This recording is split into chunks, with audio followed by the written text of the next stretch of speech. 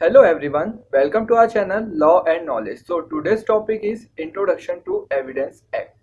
अपने टॉपिक पर आगे बढ़ने से पहले मैं आप सभी से रिक्वेस्ट करना चाहूँगा आप हमारे Instagram page law and knowledge को ज़रूर फॉलो करें जिसकी लिंक आपको डिस्क्रिप्शन में मिल जाएगी.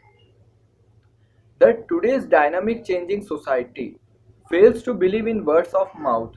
Rather, they prefer written or document statement to believe the facts of the same. Evidence plays a very important role in establishing the occurrence of events that taken place or would be taking place. Means evidence जो होता है वो एक major role play करता है court of law में किसी भी इवेंट की हैपनिंग या नॉन हैपनिंग को इस्टेब्लिश करने में. अब एविडेंस का मीनिंग क्या होता है? तो जो वर्ड है एविडेंस ये डिराइव हुआ है एक लैटिन वर्ड से जिसका नेम है एविडेरा. एविडेरा का मीनिंग है टू डिस्कवर थिंग्स क्लियरली और टू सर्टेन. मतलब ऐसी कोई भी चीज जो किसी फैक्ट को क्लियरली प्रूव करती हो, किसी फैक्ट को क्लियरली एस्टेब्लिश करती हो, उसे हम एविडेंस बोल सकते हैं. अब मैं आपसे एक डेफिनेशन जो कि टेलर ने दी है वो डिस्कस करना चाहूंगा. Taylor said that all the means और instruments which tend to confirm or deny any matter, the occurrence of events and truth of which is being submitted to judicial investigation. मतलब वो सभी means और instrument जो किसी भी matter की, किसी इवेंट के हैपनिंग या नॉन हैपनिंग को कंफर्म करते हो या डिनाई करते हो, उसे हम एविडेंस बोल सकते हैं. नाउ अब हम बात करते हैं एविडेंस की हिस्ट्री की. क्या हमारा जो एविडेंस एक्ट जो अभी हमारे पास में एविडेंस एक्ट है, क्या यही पहला एविडेंस एक्ट है? तो नहीं. एविडेंस एक्ट के लिए बहुत सारे कोशिशें पहले भी हो चुकी है.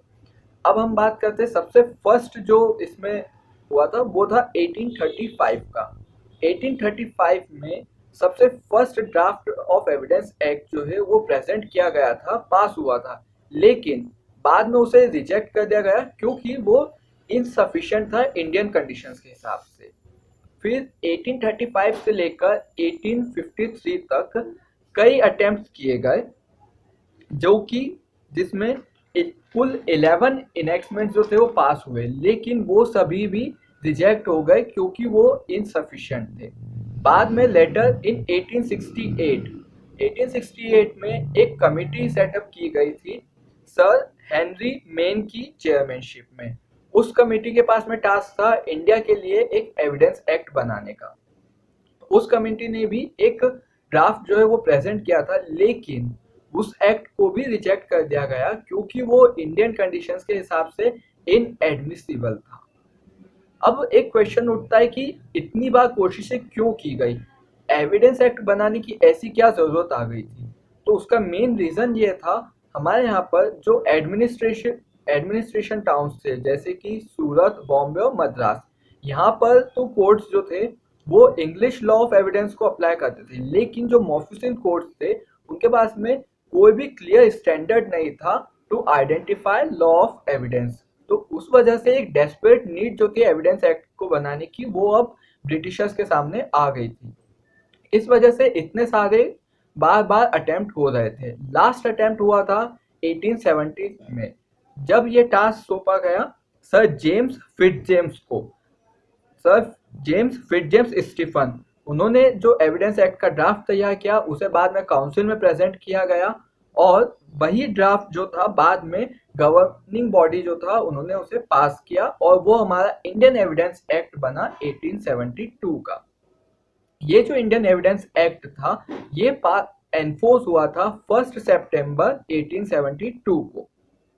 नाउ इसी वजह से क्योंकि सर जेम्स फिट्जजेम्स स्टीफन ने हमारा इंडियन एविडेंस एक्ट बनाया है, इसी वजह से उन्हें the father of Indian evidence act भी बोला जाता है. अब हम बात डिस्कस करेंगे इंडियन एविडेंस एक्ट की स्कीम के बारे में. तो हमारा जो इंडियन एविडेंस एक्ट 1872 है इसमें कुल 3 पार्ट्स है. इन 3 पार्ट्स में टोटल 11 चैप्टर्स डिवाइडेड है और 167 सेक्शंस इसमें इंक्लूडेड है. 1 शेड्यूल भी हमारे एक्ट में था जिसे बाद में रिपील कर दिया गया. अब हम बात करते हैं सबसे पहले हमारे पार्ट 1 की. पार्ट 1 में क्या है? तो हमारा जो पार्ट 1 है इंडियन एविडेंस एक्ट का उसमें कुल 2 चैप्टर है. चैप्टर 1 है प्रिलिमिनरी जो कि है सेक्शन 1 टू सेक्शन 4. देन फिर चैप्टर 2 आता है of the relevancy of facts, section 5 से लेकर के सेक्शन 55 तक। देन फिर पार्ट आता है 2। पार्ट 2 का नेम है ऑन प्रूफ।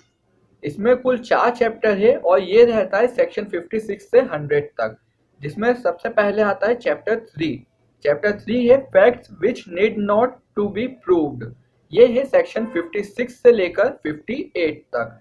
देन फिर आता है हमारा चैप्टर 4 जो कि है of oral evidence. Oral evidence जो है सिर्फ 2 सेक्शन का चैप्टर है, सेक्शन 59 एंड सेक्शन 60। देन फिर हम आते हैं चैप्टर 5 पर जो कि है ऑफ डॉक्यूमेंट्री एविडेंस। ये जो चैप्टर है ये स्टार्ट होता है सेक्शन 61 से और ये रहेगा सेक्शन 90A तक। एंड लास्ट चैप्टर जो है पार्ट 2 का वो है chapter 6 of the exclusion of oral by documentary evidence. ये स्टार्ट होता है सेक्शन 91 से जो कि चलता है सेक्शन 100 तक। नाउ अब हम हमारे पार्ट 3 पर मूव करते हैं एविडेंस एक्ट का। पार्ट 3 जो है उसका नाम है production and effect of evidence. इस पार्ट में कुल 5 चैप्टर्स है और सेक्शन है 101 से लेकर 167 तक। सबसे पहला चैप्टर है इसका चैप्टर 7 जो कि है ऑफ बर्डन ऑफ प्रूफ। ये चैप्टर स्टार्ट होता है सेक्शन 101 से और ये चलेगा सेक्शन 114A तक। देन फिर इसमें चैप्टर 8 जो कि है स्टॉपल, ये स्टार्ट होता है सेक्शन 115 से जो कि चलेगा सेक्शन 117 तक।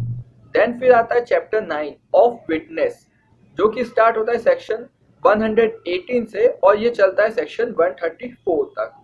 देन चैप्टर 10 आता है जो कि ऑफ एग्जामिनेशन ऑफ विटनेस, ये स्टार्ट होता है सेक्शन 135 से और ये चलेगा हमारा सेक्शन 166 तक।